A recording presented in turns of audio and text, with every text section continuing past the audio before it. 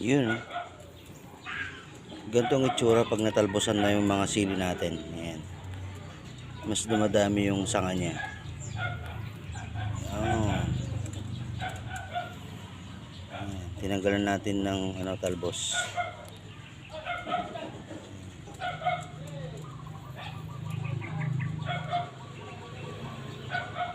Para mas marami yung sanga at sana mas madami ding bunga. Ayan. Gaya nito.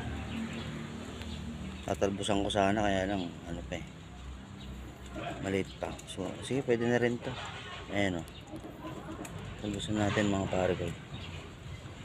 Yo. Pagka natalbusan, ayan, nagiging ganyan. Pero itong mga to,